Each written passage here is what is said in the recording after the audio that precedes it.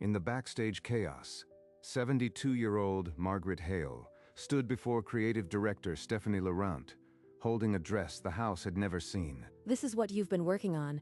It's quaint, geriatric chic. The gown was a masterpiece, hand-stitched, timeless, glinting under the harsh lights, but Stephanie's eyes held only disdain. She felt the familiar sting, but her hands remained steady on the fabric. We don't have a spot for nostalgia, Margaret. You know the rules. This won't see the runway. Margaret quietly folded the gown back into the garment bag, her movements as precise as the stitches she'd sewn. The staff around them pretended not to see.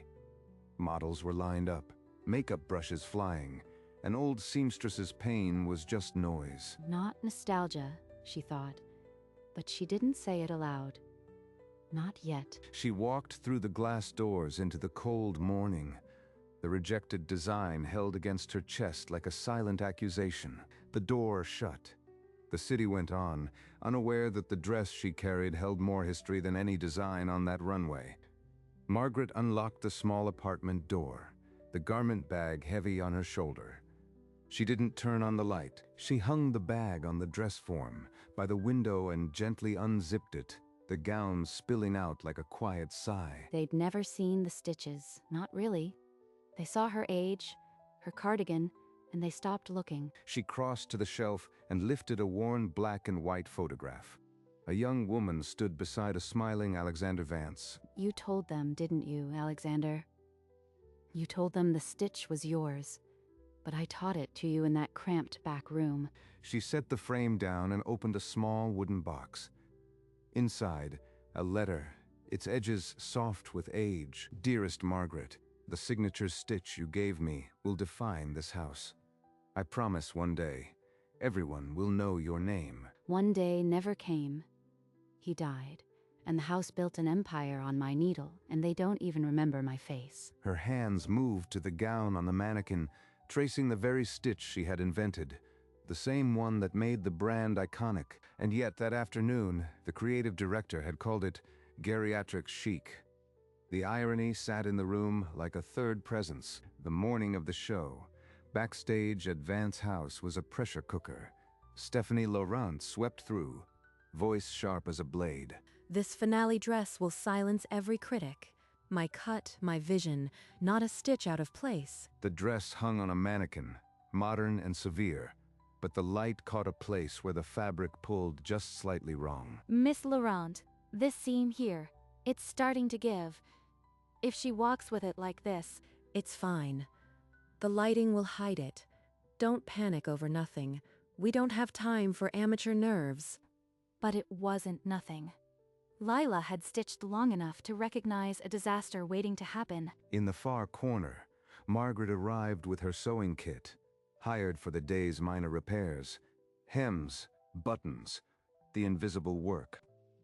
Her eyes found the finale dress across the room. That seam's going to tear. She didn't say it. No one had asked her. The models were lining up, dressers shouting, zippers singing. The energy was a living thing, all hunger and fear. Margaret threaded her needle and waited. The weight of a letter still pressed against her heart. The house oblivious to what it had forgotten. A young tailor approached Margaret's corner, a half-finished dress in her hands, the hem twisted and frayed. Without a word, Margaret took the garment, her needle darting through the fabric in a rhythm older than the building. You've been doing this a long time, haven't you? That stitch, I've never seen anyone do it so fast. Margaret, what are you doing out of your station? Stay back there. No one needs to see you wandering around. The intercom crackled. Places. The show starts in 5. The lights beyond the curtain burned white.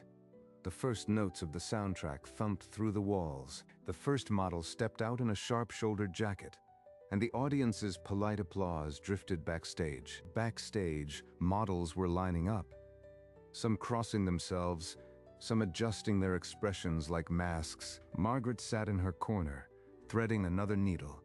Her hands were steady, but her heart beat with the rhythm of a reckoning she could feel coming. The finale dress waited on its mannequin, and the stitch Lila had warned about held, for now. The show chugged forward, each design meeting a smattering of polite, detached applause. When the finale model arrived, the flawed seam stretched further as the dressers pulled the fabric into place. Miss Laurent, the seam is splitting.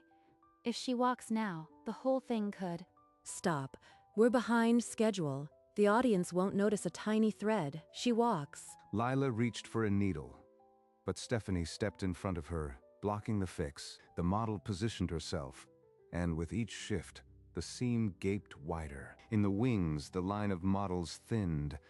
The finale was next. The fabric stretched taut as a drumhead, threads straining against the pull of the model's back. Leela felt her stomach drop. It was a matter of seconds now. The intercom crackled the finale announcement. The model touched her hip where the seam groaned. The model stepped toward the curtain.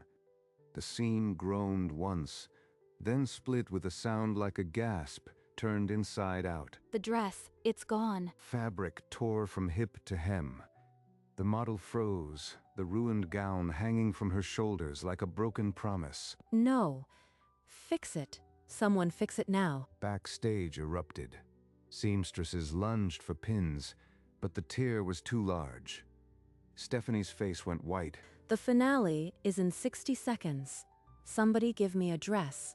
No one moved. There was no backup finale piece. The line was over, through the curtain. The audience began to clap, the closing music swelling. Leela's mind raced. This was the moment the brand broke, and there was only one dress in the building that could save it. The model stood paralyzed in the wreckage of silk. The house's reputation hung by a thread, and the clock had run out. Miss Laurent, Margaret Hale's dress. The one she brought this morning. It's still in the corner. That old-fashioned thing. Absolutely not. I'm not sending that out. It's the only full gown left. The music is swelling. What else can we do? Fine. Get it. And if it fails, it's on you, Costa. The garment bag landed on the table. Someone pulled the zipper, and the whole backstage seemed to exhale. The dress rose from the bag like it had been holding its breath for decades. Silk that glowed under the harsh lights. Seamstresses stepped closer, their fear replaced by something like reverence. The model stopped trembling. It was more than beautiful. It was their only hope. Stephanie watched from the side, her jaw tight. She wouldn't speak, but she couldn't look away. The dress was lifted and carried to the model. The only option became the only hope. 40 seconds. Margaret Hale stepped through the frozen crew, needle already in her fingers, no more invisible than a heartbeat. She didn't ask permission. Her hands knew the fabric before the first pin sank home. Breathe, child. This gown was made for a woman, not a mannequin. It wasn't just alteration, it was an unveiling. The dress was always meant for this moment. 3 tucks, a dozen hidden stitches, and the silhouette transformed from beautiful to breathtaking. The model turned to the mirror and pressed both hands to her cheeks. The dress moved like water. Stephanie alone said nothing. Her arms stayed crossed, but her fingers dug into her sleeves. Margaret's last stitch landed where the heart would be. The signature stitch, uncredited, but undeniable. The backstage stood silent. Not fear now, reverence. The dress was the house's salvation, and it had come from an old woman they'd laughed at. The intercom barked, finale walk in 10. The model straightened, and Margaret stepped back into the shadows. The model stepped through the curtain, and the runway swallowed her in a tunnel of white light. For one long second, the crowd didn't move. No applause, no whispers, just a collective intake of breath. The front row leaned forward like marionettes pulled by a single string. A fashion editor lowered her glasses. Stephanie's smirk froze. This silence wasn't rejection. It was something she didn't have a word for. The music held a single crystalline note, and the dress caught every light in the room. The model walked forward, each step a question hanging in the charged air. Still, no applause. Her fingers dug into her sleeves. The dress was impossible. She knew she was watching her own myth crack. In the wings, Margaret watched through a crack in the black curtain. Her breath caught. Somewhere in the third row, a man forgot to lower his program. The silence was becoming its own sound. The model reached the end of the runway and turned. The room held its breath, and then, like a dam breaking, the silence shattered into a roar. The crowd rose, row by row, a wave of bodies and sound crashing toward the stage. Camera flashes exploded in the pit, a blizzard of white light chasing the model's every step. Stephanie's hand drifted to her chest. The smirk was gone, replaced by a hollow she hadn't felt since she was an intern. Behind the curtain, Margaret's fingers found the edge of the fabric and held on. A tear traced a quiet path down her cheek. The model walked back, but the ovation didn't dip. It grew, feeding on itself. Fashion editors forgot their composure. Some were crying. Others were already typing the headline of the season. Stephanie's lips parted, but no words came. The dress she'd mocked was redefining the brand in real time. It was her stitch, her design, her vindication. And no one out there knew her name. Not yet. The ovation rolled on, a verdict no board could overturn. The dress had spoken. The models swept back through the curtain, and the backstage erupted in cheers. Seamstresses hugged, tears mixing with laughter. Lila grabbed the nearest pair of hands and spun. Stephanie stood apart, her face a careful blank, as the first reporter ducked under the velvet rope. A journalist with a press badge shoved past, shouting, "Miss Laurent, who designed the finale piece?" The finale was a team vision, a last-minute necessity that exceeded expectations. The reporter's eyes narrowed. But who created it? The silhouette, the stitch. It's not in your collection files. Stephanie felt the room tilt. They'd already seen the files. They knew. Leela's voice cut through the noise, actually, but Stephanie's glare silenced her. The room hushed. The truth was climbing toward daylight, but it hadn't landed yet. The reporter's pen hovered. Someone would have to speak. The velvet rope parted. Charles Whitmore stepped into the chaos, his presence cutting the noise like a blade. He stopped 2 feet from the model, eyes fixed on the hem. Not the silhouette, the stitching. Stephanie, this seam. When did we start teaching this again? He pulled his glasses low and traced a finger just above the thread, not touching it. It's a variation. The team has been experimenting. Charles knew that stitch. He'd seen it only once before, in an old photograph of Alexander's first workshop. Variation. This isn't variation. This is the original. The one the house was built on. Where did it come from? The backstage fell silent. The reporter's pen froze. Stephanie's mouth opened and closed. He was looking at a ghost, and ghosts didn't lie. Charles turned slowly, searching the crowd of faces. The answer was in this room. Stephanie, I've lost patience. Stop protecting whoever did this. Give me a name. Stephanie's pulse hammered against her temples. Every exit was blocked. For heaven's sake, it was Margaret Hale. She made that dress from scratch this morning, and you mocked her for it. The crowd parted like a seam ripped open. In the corner, Margaret Hale stood very still. Charles walked toward her, and the room fell so silent they could hear the stitching of a clock. His cane clicked on the concrete. Madam, forgive me. The stitch on that dress, is it yours? 72 years of silence pressed against her ribs. The answer had been waiting since before this man was born. It's mine. Stephanie's face drained. The truth had a physical weight, and it was pressing her into the floor. Charles gestured for Margaret to step forward. The room held its history. Madam, your full name, if I may. Margaret Hale? I've been a seamstress in this house since before you were a junior buyer. The name landed in the silence like a key, turning in a forgotten lock. Charles blinked. Margaret Hale.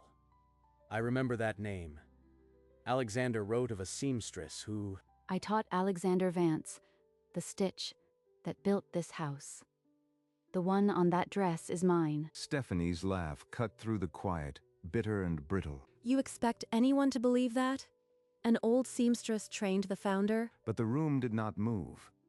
The truth had its own gravity, and it was pulling them all toward Margaret. The journals mention a woman. Is there anything you kept? Any proof? Margaret's hand drifted to her apron pocket. The silence became a held breath from her apron pocket. Margaret drew a folded, yellowed sheet, its creases soft as old silk. Charles took it with both hands, the paper trembling between his fingers. "Dearest Margaret, the signature stitch you gave me will define this house. I promise one day everyone will know your name." The room filled with a silence so deep they could almost hear the past, a young woman teaching a young man a secret that would build an empire. Charles' hands shook. He read the date, the signature. His lips moved soundlessly. This is Alexander's hand, his ink. He wrote this to you 43 years ago. He held the letter aloft, the house's vintage letterhead catching the light, like a relic from another age. Stephanie's face crumpled, the last thread of her authority snapping. The stitch has always been yours. The house was built on your needle. Margaret said nothing. She simply folded her hands in front of her apron. The letter's promise finally, fully landed. Charles turned to the reporters and staff, the letter raised like a flag. "This house was built on a lie of omission," he said, his voice carrying. The signature stitch that made Vance House famous was created by this woman, Margaret Hale. She taught it to Alexander himself. Gasps ricocheted through the backstage. Cameras swung from the model to the old seamstress. Stephanie took a step backward, then another. Her expression had emptied into something unreadable. A reporter called out a question, but Margaret didn't answer. Her gaze rested on the dress, serene. Charles pointed at Stephanie. "This administration covered up a founding debt that ends today." This is a misunderstanding, Stephanie tried, but her voice cracked. The room wasn't listening. All eyes were on Margaret, the forgotten architect of the empire. Even the applause from the runway seemed to pause, as if the building itself was holding its breath for what came next. The fashion house stood on the brink of a reckoning 40 years overdue. Charles huddled with the other board members behind a rack of coats. The vote took all of 30 seconds. Stephanie Laurent, you are relieved of your title effective immediately. Security will escort you out. You can't do this. I built this season. But her voice cracked against the wall of silent stares. No one stepped forward. Stephanie grabbed her bag, the sound of her heels swallowed by the applause, still rolling from the runway. Charles turned to Margaret, his expression softening. The noise of the room fell away. Mrs. Hale, the board would like to offer you the position of Master Atelier. The house needs your hand now more than ever. Master Atelier. The word she'd waited half a century to hear. But she didn't answer right away. Behind her, Lila clutched her hands together. The young tailors watched, breath held. I'll consider it, but there are conditions. The seamstresses here, the young ones, they need protection and training, not just orders. Done. Training programs, limited shifts. You answer only to the board. Is that enough? Then I accept. But the credit for this dress belongs to the atelier, all of them. Charles led her to the boardroom, where the contract waited under the gold light. She sat and read each line, her finger tracing the words that would define her legacy. Then she signed, the pen scratching like a needle through silk. When she returned to the backstage, Leela pressed both hands to her mouth, tears slipping over her fingers. The young seamstress rushed forward and threw her arms around Margaret. You'll be my first apprentice, Lila. We have a lot of work to do. The other tailors surged in, a quiet roar of relief and hope. Margaret closed her eyes for one beat, letting the weight of 40 years lift just enough to breathe. Margaret opened her eyes and walked to the rack where the gown now hung. Without a word, she lifted it from the hanger. The backstage parted as she moved toward the curtain. Charles nodded. Leela pressed a fist to her lips. The runway stretched before her, still aglow with the afterglow of applause. She walked forward, the dress cradled in her arms. The crowd, still on their feet from the finale, fell into a hush. Then a lone clap, then another, until the room rumbled. They rose again, a sea of dark suits, and flashing phones. But this time, the ovation was for the woman, not just the dress. Margaret stopped at the end of the runway. She lifted the gown high above her head, the silk catching every spotlight. Tears streamed down her cheeks, but she was smiling, a quiet, private smile that had waited 40 years for this moment. The photographer's flashes turned the runway into a galaxy. The sound was a wall of noise she had never thought she'd hear. She stood there, the dress held like a banner, the house's true history written in its seams, and the old seamstress, the one they'd laughed at, closed the show to a standing ovation that had no end. Later that evening, the boardroom was quiet, the city lights pressing against the glass. Margaret sat at the head of the table, the signed contract before her. Charles stood beside her, while Lila and a handful of senior tailors filled the other chairs, their faces a mixture of exhaustion and hope. I didn't take this role to sit in an office. I took it to build what this house forgot, a workshop where skill is passed on, not burned out. She slid a handwritten outline across the polished wood, protected hours, dedicated mentorship slots, and the signature stitch as a required course. The board has already approved it. You have full authority to implement every line. So we get to learn the real stitch? The one that made the dress? You'll learn it and more. But first, you'll learn why we never cut corners, why we never let a seamstress go hungry at her machine. The young tailors exchanged glances. Some were fighting back tears. For the first time, the fashion house felt like a place that could hold them. Margaret picked up the signed contract and held it to her chest, the same way she'd held the letter that morning. The house was hers now, not by conquest, but by the patient thread of justice, and she would weave it into something that could finally hold its own. Weeks later, the new atelier hummed under skylights. Wide tables, fresh fabric, and young hands learning a language older than themselves. At the center table, Margaret guided Lila's hands over a length of muslin, her voice soft as the weave. Feel the tension. The loop lies flat, but never pulls. The fabric must breathe. Around them, a dozen other seamstresses worked, pausing now and then to watch the old master share what was once stolen. In the corner, the famous gown stood on a mannequin, a small brass plaque at its base. The plaque read, "Margaret Hale, the stitch that built a house." Now you try, Leela, alone. The stitch will wait. It always does. Leela threaded her needle alone, her fingers remembering the rhythm. The stitch fell perfectly, and Margaret nodded once. The young tailors returned to their stations, but something had shifted. A quiet inheritance had been passed on. Margaret looked over the atelier, her measuring tape still around her neck, and saw not a room, but a future stitched by hand. She stepped back from the table, her work here not finished, but begun. It was never about the applause. It was about the hands that came after. She walked to the tall window where the gown caught the last of the daylight. Turning, she faced the room, the young faces looking up from their work, and then she looked past them, beyond the atelier, into the lens that held her story. A small, proud smile settled on her lips. Not bitterness, not even triumph, just peace.